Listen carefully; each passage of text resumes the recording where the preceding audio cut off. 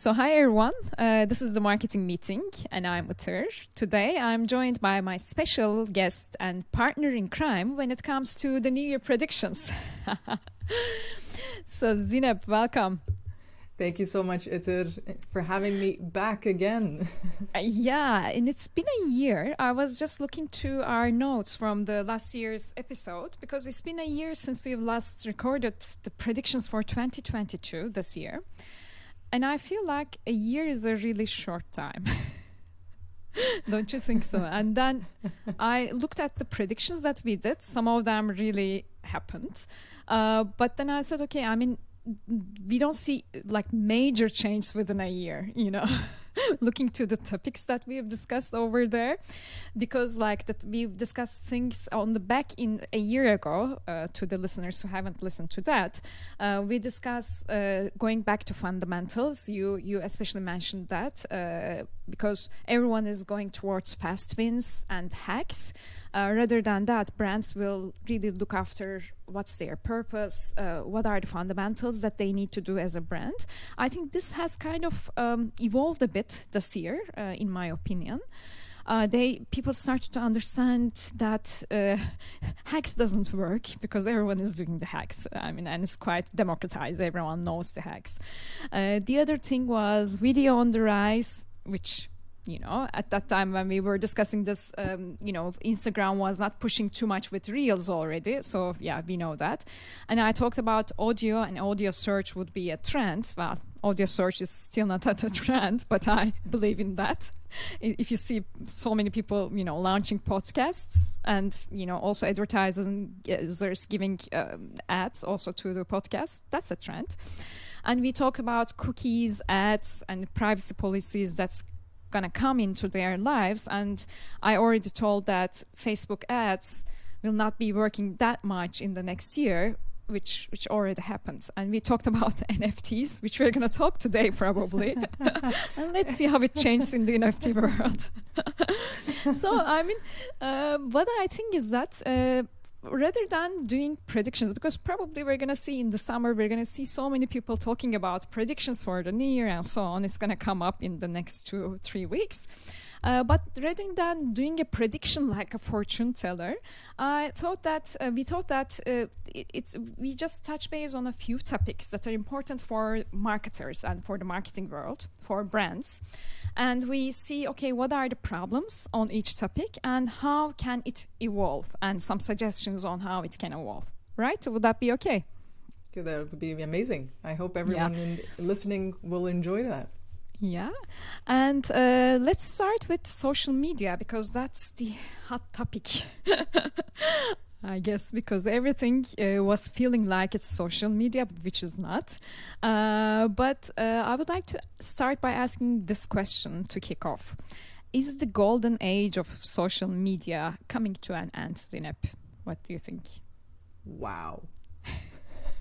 I think we could do a whole session just on that question. We can do that. What a question. First of all, I hope not, Utur. I hope not. I hope not. I hope too.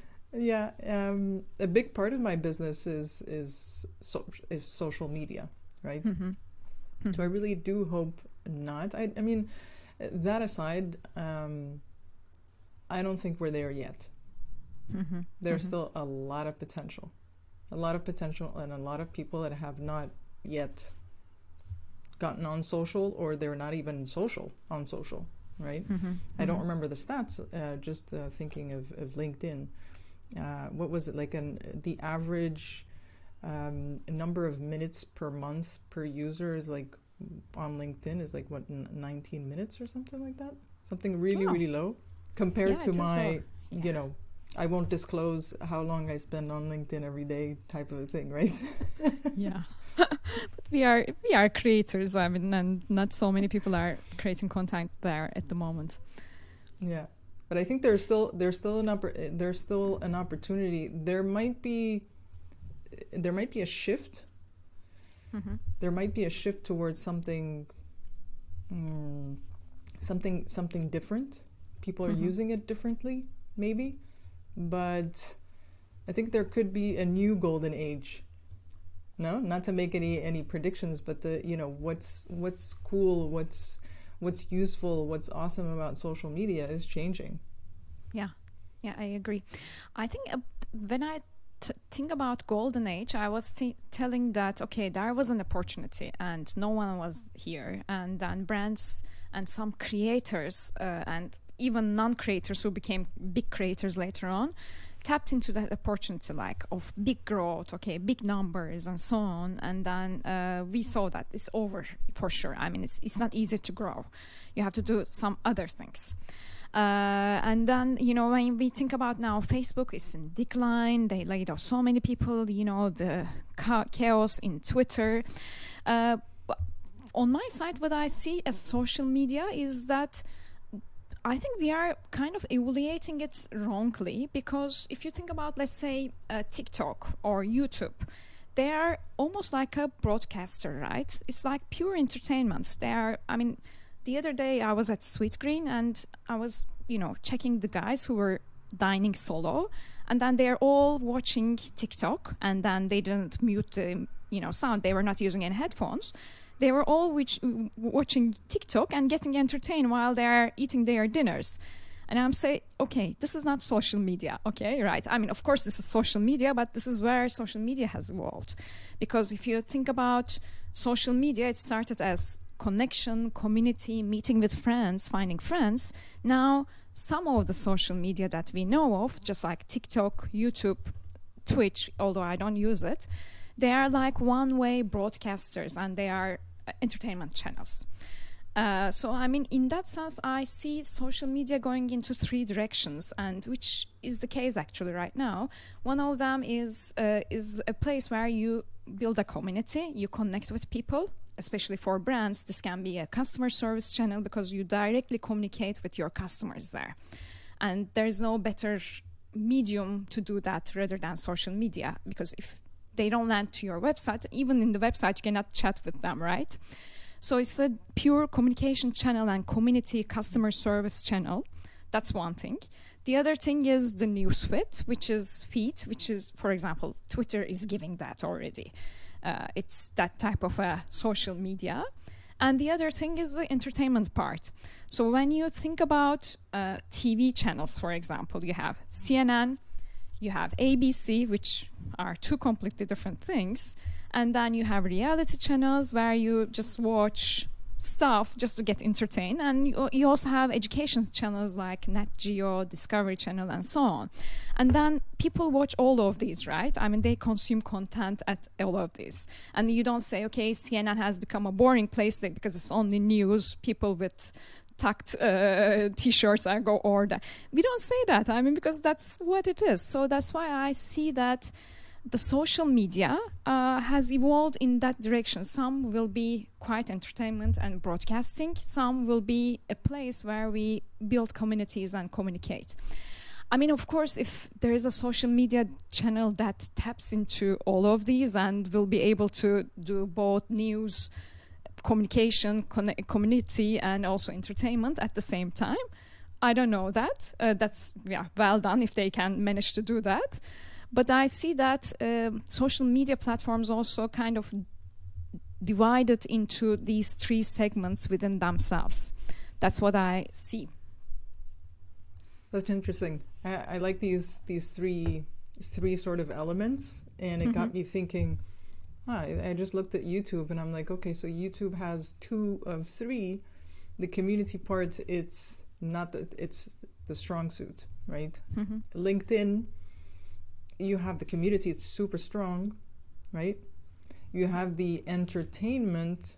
When it comes to the news, well, it depends. It depends on your feed. It depends, how well your feed is filtered and all that. It depends. Yeah. And then TikTok. TikTok is just pure entertainment, a little bit of community. To be honest, most of the community quote unquote feeling that I might get on TikTok, because I consume a lot and create very little for now, is from the people that I already know from LinkedIn. Oh, yeah. Right. So that's different. It doesn't count. Right. Yeah. That doesn't really count. Yeah. But I was thinking of, for example, the Happy Leader show. I didn't watch that. What's the Happy Leader The, show? Andy, Your show. Andy's no, show. no, no. Okay. Andy and Yeah. Genevieve, right? So Yeah. it's a YouTube show, pure YouTube show. It's 15 minutes, That's right. Yeah. and it has a nice mix of entertainment and learning. You know, they talk about serious topics, but in an entertaining way. God forbid we should use the word edutainment, right? But then the community, it's on a platform where the community part, is lacking. So it's super interesting, those 3 points that you mentioned. Yeah, because the chats with the community is happening probably on LinkedIn, not on the YouTube feed, right? There is also there in that chat, but it's not the same, because it's not like I'm going to go and follow someone's profile and I don't know. I'm not there for that. I have that on LinkedIn, right? Yeah. But let's see. I mean, like every platform is trying to capture all, you know. But for example, if you think about newsfeed, that's the best thing I think about Twitter, because it's a newsfeed. And then rather than going to, you know, Washington Post or New York Times, you just go to Twitter and you get the updates, right? But when I read an article, I think Facebook is getting out of the news because they also have a news feed. So it's kind of, I think it's evolving. And then what I would suggest from brands to do going forward in 2023 is that there are 3 ways that you can communicate to your customers, right? I mean, to your potential clients, let's say. One of them is just use it as a customer service, maybe have a plan on how do you build the community, what are the channels you're going to build the community on social media. But then for entertainment channels or education channels like TikTok or YouTube, if you ask me, I will say TikTok is entertainment and education is YouTube, then try to capture their attention in a unique way, right? I mean, because now my next topic would be touch basing on content, which we are going to make a smooth transition to content. I think whatever you produce something different. It's not going to be different in a few weeks, because everyone will repeat that. So that's why I really expect brands to come up with really clever and creative ideas to do on these platforms in social media. Otherwise, just doing mediocre stuff, just good enough content for the sake of capturing some attention doesn't work anyway. So now my next topic is, after social media, content. What do you think about, how do you think it's going to evolve? First of all, what's the problem in content right now? Content right now, one of the biggest problems is that it's useless and it's boring. That's the biggest problem. Like, if someone has a problem with their content, that's probably that. It's useless because they're not talking about the stuff that they need to be talking about, and it's boring. They're not making it easy, entertaining, easy to consume for either their IC or the network of people that support that person, that are never going to become customers anyways, right? Because we all know that there are so many lurkers out there, but it's thanks to the support network that we have that enjoy engaging with our content, and they challenge us, they poke fun, that makes it great to actually be on social media every single day. Thanks to them, they're the ones that boost the reach so that the lurkers can actually see that, right? So I would say it's not very useful, and it's boring. Yeah, I think there is like the dilemma of being too serious, which is boring. I think the brands are having that problem because they need to communicate, and business is serious, and if they don't let the employees take care of this and make it less serious, then they think, okay, it's not going to be professional. So that's one dilemma. The other dilemma is, in terms of other than the boringness, is there is laziness, in my opinion. laziness to try to be fast, try to create fast content, and that laziness actually comes from the problem of social media again. I mean, it's linked to social media a lot, because what happens is that, okay, we know if you post more, if you post high content, too much content, then you're going to gain traction, right? And the algorithms favor the fast and furious. That's why, I mean, people are trying to produce so much content, and then if you need to produce too much content, you have to, just give up from some of the elements, which is the quality of it. That's why I think I see that people try to capture attention fast, which doesn't happen. And they create too much content. That's the problem. So I think I think we need to really leave the laziness part, and we should really believe that if you cannot post every day, it's okay to post twice, like in every other day, right? But for me, as a brand person, I think every brand needs to create quality content. That's the thing. And by quality content, I don't mean that it needs to be serious. It doesn't need to be. I mean, you don't need to push fun not to look serious. I mean, not boring doesn't equal to being fun, right? I think that those are the things. The tone that we are using as a brand need to shift in general. That's what I think. That's interesting. That's interesting. I mean, there's something that you brought up, creating too much content, right? Mm-hmm. So there's this idea, and I think we crossed in a thread, you and I, on LinkedIn about this topic. Yeah. We have, and it's also connected to the laziness that you mentioned, which I find very interesting. So we have a main message, or what we should be talking about, right? What we want to be known for, etc. Right? Mm-hmm. If that's clear, then the how you're going to do it, whether you do it, you have one post, even those that post twice a day, right? So you can have one post that is in line with that 100%, right? With mm-hmm. whatever you want to be talking about, and then the delivery can change every single day. It can change the delivery of that.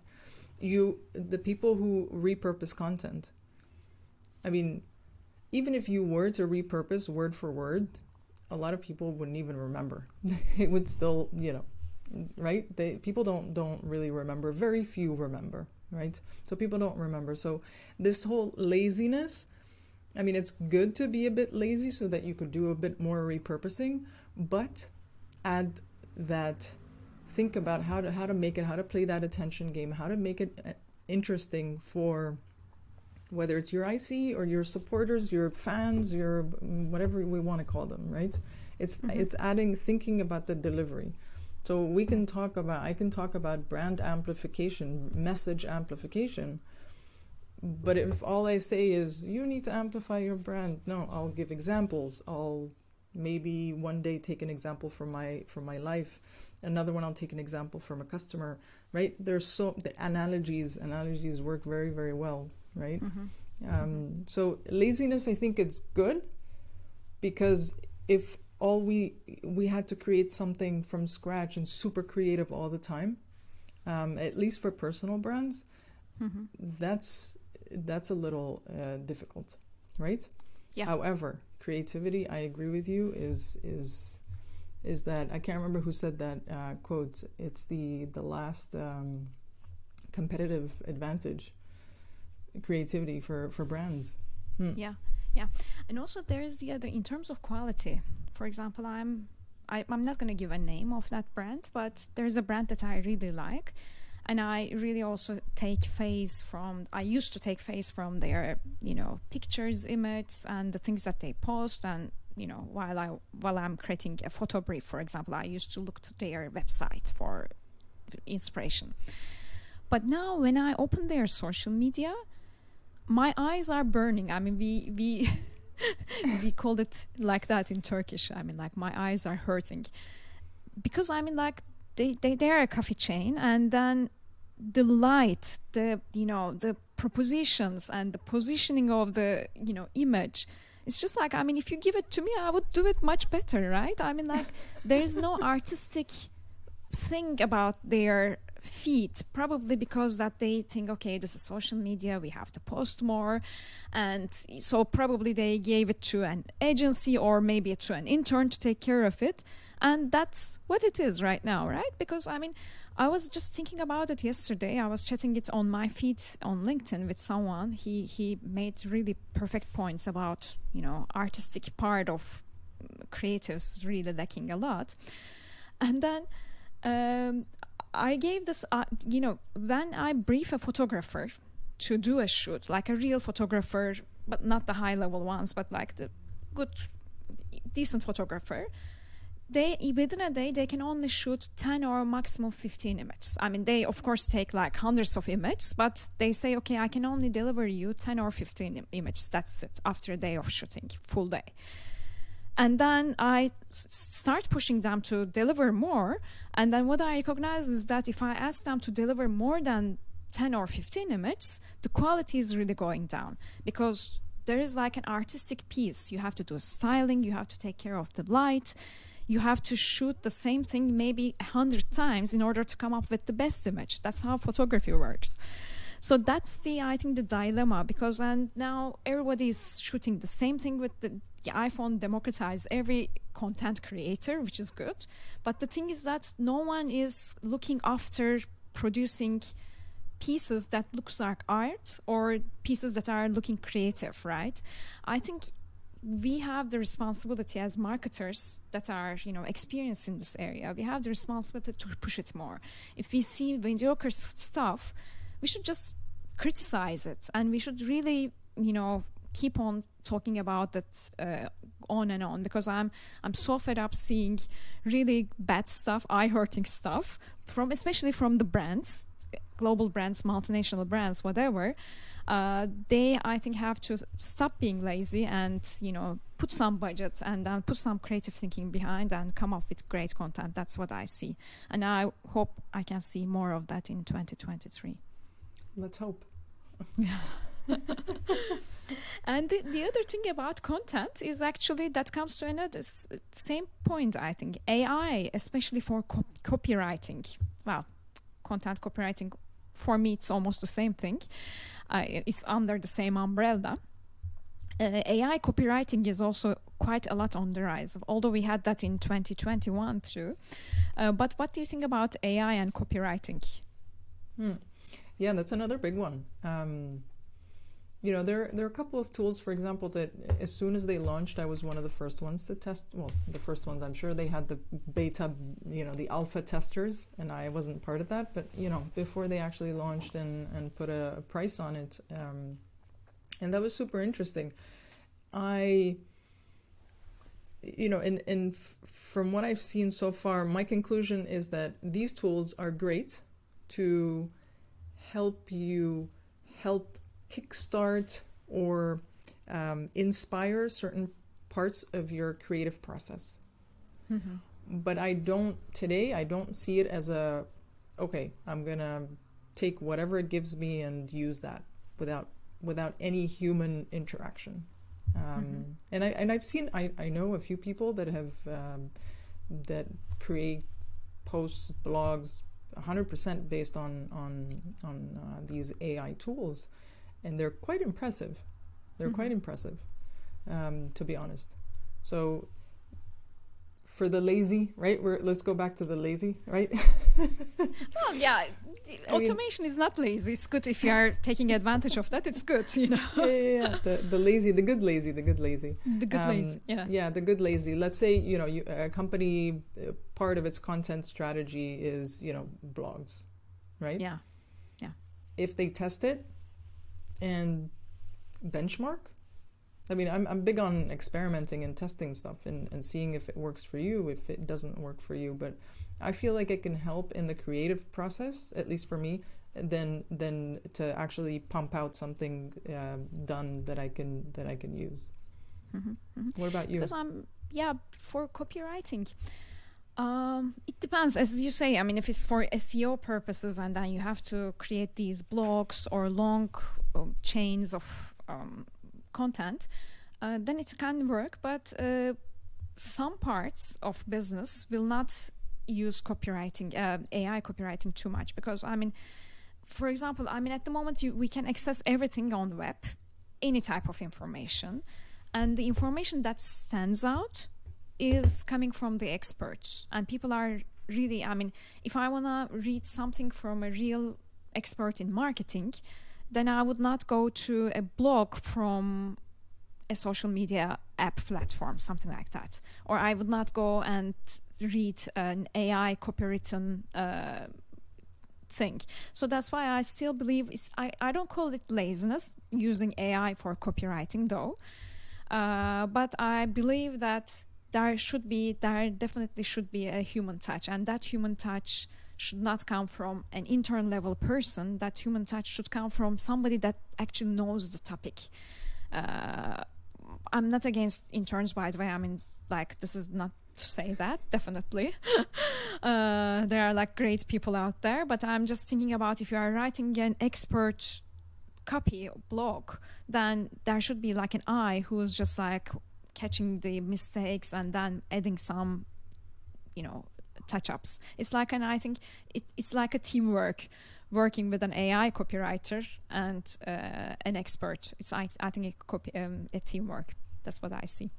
Like translation, it's a translation. Right. I mean, I recently, dabbled in that industry, for client work, and of course there's the 100% human translation, and then you have the one with that's automatic, with a human review, just in case. Okay. But the difference is that for copy that is client facing, that your website, for example, your sales email sequences and all that goes more towards human, 100% human, right? Yeah. But if it's just FAQs and this type of a thing, which is it's just literally how much does it cost, or do you have shipping, or do you not like, that's easy, then you can use, right? So how sensitive the data is, sure.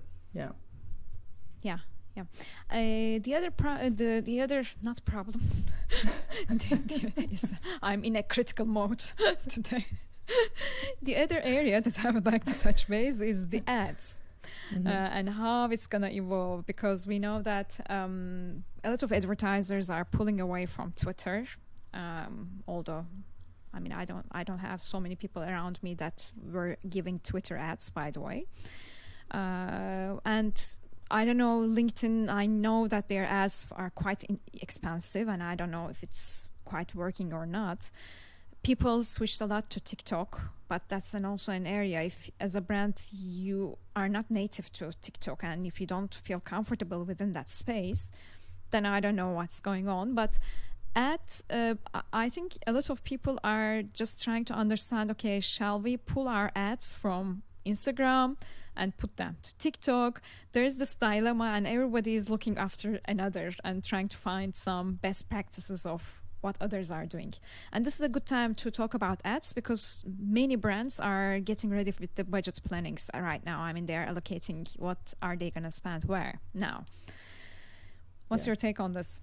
Yeah, no, I mean, ads, I don't have, the experience you do with brands and ads, but I can talk about, I mean, there are smaller companies, and I work mostly with personal brands. But I could tell you, I follow Steven Schmidt on LinkedIn, and he's also, he's big on video, and he's big on TikTok. He's been producing TikToks consistently for months now, I think, or since September.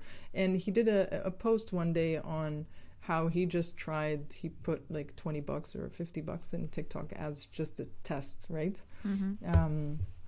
And I remember mentioning it to one of my clients, and we're like, okay, well, why don't you just test it? It's true. Just test it.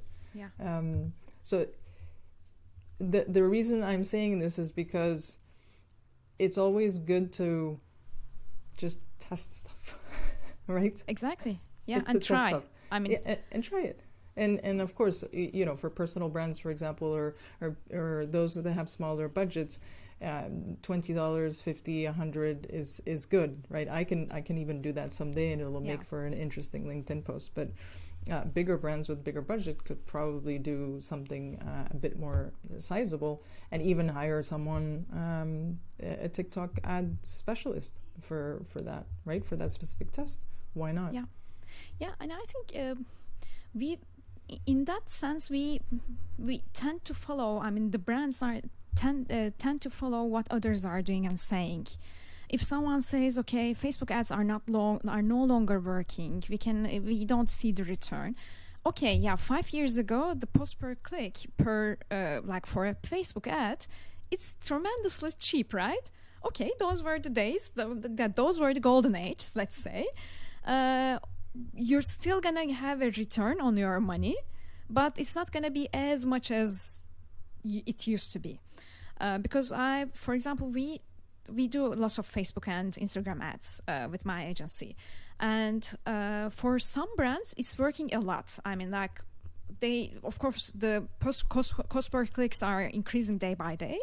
But the thing is that there is still a return.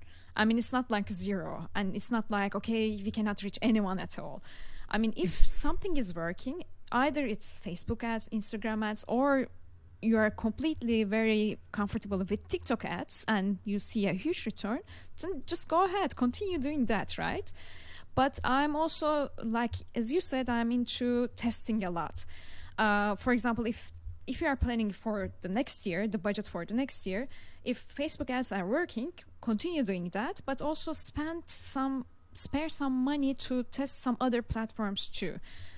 Let's say if you have like $100 as a whole budget, maybe put like $10 to test TikTok or to test LinkedIn, which one looks better for you, I don't know, because every brand is different. And then that doesn't mean if TikTok ads are working for someone, that doesn't mean it's going to work for every brand.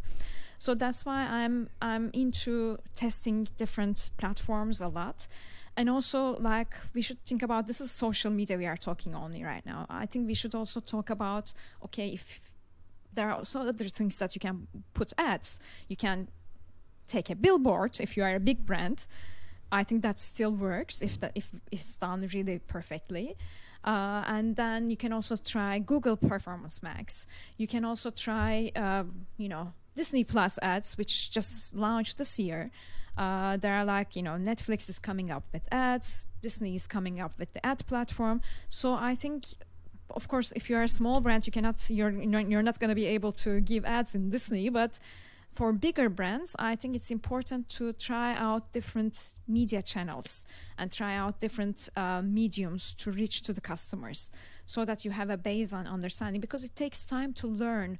I mean, even with Instagram ads, which everyone says, oh, it's so easy, you just do it in the app and that's it. No, I mean, like if you use the business suite from Meta, it's completely a different thing. You just test different creatives, you just test different copies, and then you optimize. It's like a continuous process. You have to learn it. It's not so easy. You just need to work with like people that are experts in that area. So I'm also into, testing out new things. And I don't think that Facebook ads will die one day. I mean, because coming back to the first topic that we talked about, social media, I don't think that people will gonna leave social media within a year and then just live a life without any digital distraction. I don't think it's going to happen. Absolutely. And all those people, that are leaving Twitter, they're going to need somewhere else to go, right? Yeah, because I'm just kidding, but in our lifestyle now, it's so rooted now. I mean, like I can't think of a day, although I'm not like a huge, digital user. I cannot think of a day that I don't spend any time in social media at all, I mean, probably I would either go to a monastery to take a full meditation class. Other than that, it's like at least we spend 30 minutes because it's the place that we get the feeds, that we connect with people. I don't think people will gonna leave that within a year. I cannot talk about 5 years ahead, but I don't think it's going to happen within a year. So don't worry, people. Maybe coming to an end, we can talk about influencer marketing, maybe, because that's a very hot topic. Okay, related to social media content, ads, then influencer marketing. Yeah, influencer marketing. I mean, everyone that you mentioned with content, that the iPhone has made everyone a content creator, with their iPhones making videos, etc. Not everyone has the best quality, etc. I feel like everyone has the potential to become an influencer nowadays, right? So we look have at you. Right. But you're not everyone. You are unique in that sense. We're all influencers in our own little ways, right? Yeah. This example just popped in my head right now. I did a post on my new mic, right? Yeah. And so the first time I posted about the new mic, someone bought that mic thanks to that post. So did I influence a purchase? There you go. Yeah. I purchased something on Amazon Prime. I purchased a cube counter, like to improve. I'm working on my productivity, so just to put like 30 minutes. I have 30 minutes for this task, and it just rings. Oh, it's like a Pomodoro watch. Exactly. Uh-huh. And that's from seeing someone's post. And since I'm working on it, at this, these weeks, I'm like, this is exactly what I need. Okay, let's go. And I purchased it right away. Right? Perfect. They've influenced me. Right? Yeah. So that's it's interesting. I mean, we tend to think influencers, millions and millions of followers, etc. But it's seriously, we've heard people talk about nano influencers last year already. The people with smaller audiences are the ones with the highest impact, blah blah, and etc. etc. But I'm really seeing that even for personal brands right now. I was checking if there was anyone that did predictions for 2023 or whatever. And even starting with 2019, all the predictions people are doing is like influencer marketing will still be the king. And even for 2023, people are writing the same things. It's just like it's coming up again and again. For influencers, I have one this observation. Influencers were really good because why it was good? Because we thought that we were getting unbiased, like user testimonial type of feedback from them, right? Because if influencers suggesting something, then it's like a real user using it and promoting it.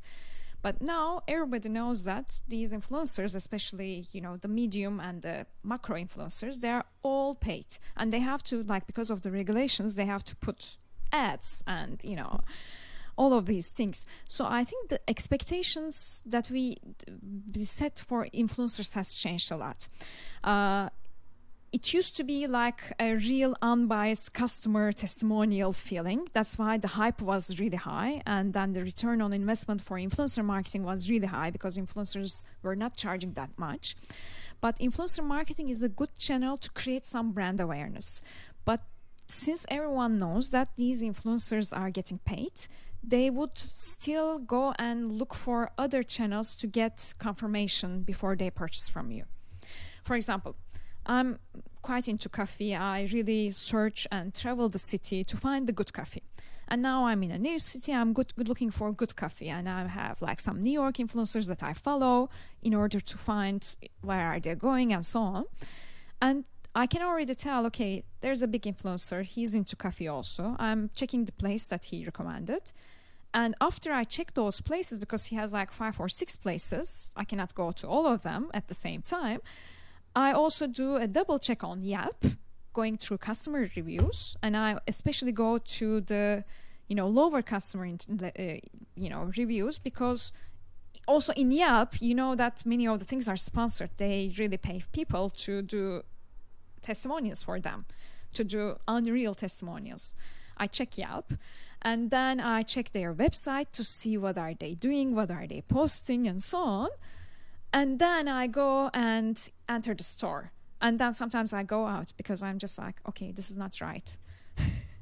Because when I enter a coffee shop, I understand if I'm going to like it or not.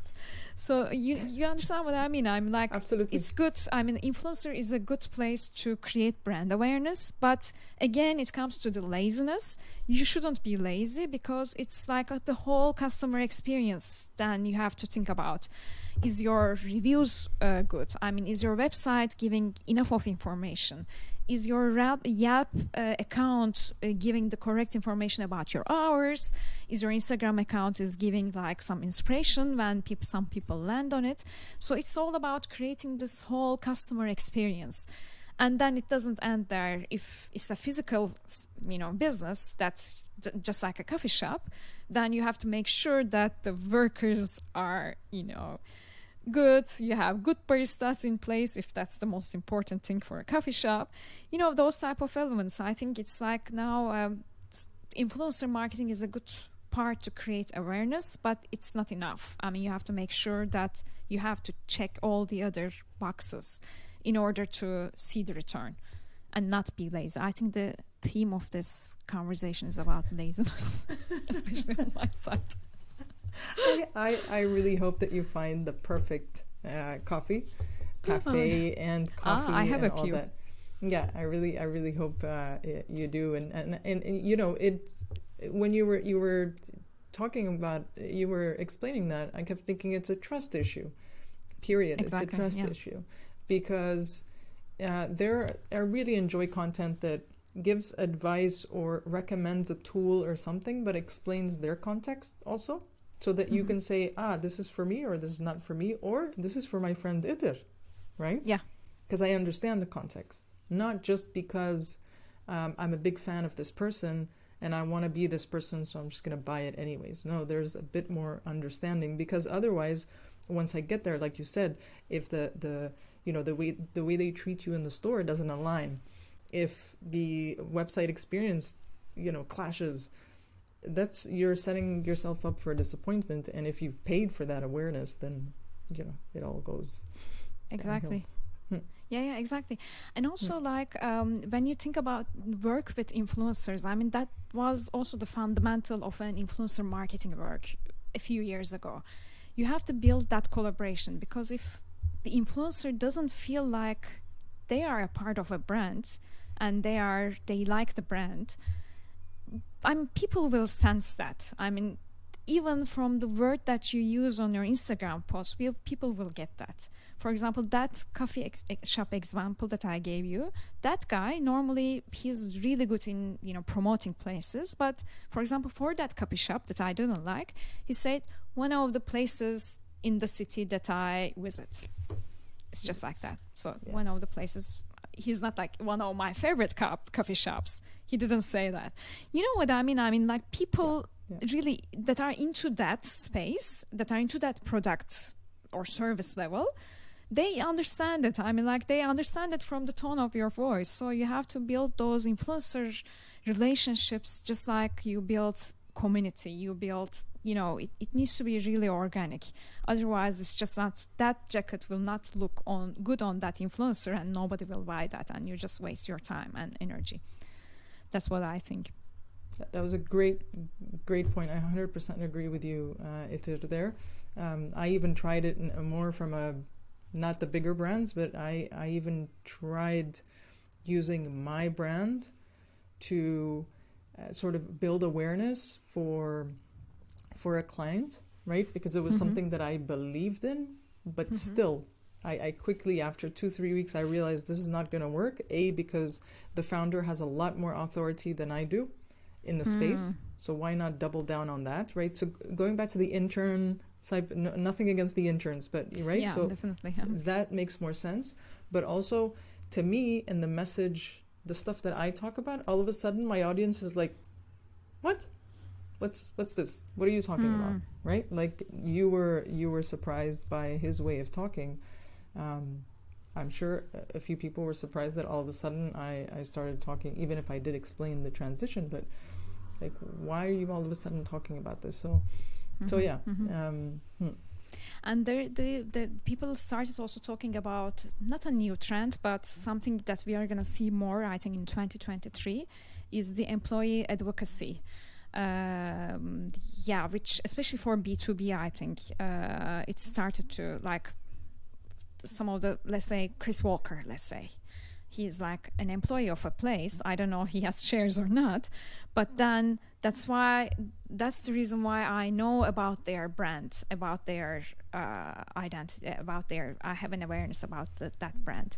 So I think employees talking about the brand or promoting the brand will be a new thing. At the moment, some are done really unprofessionally, or we don't buy that.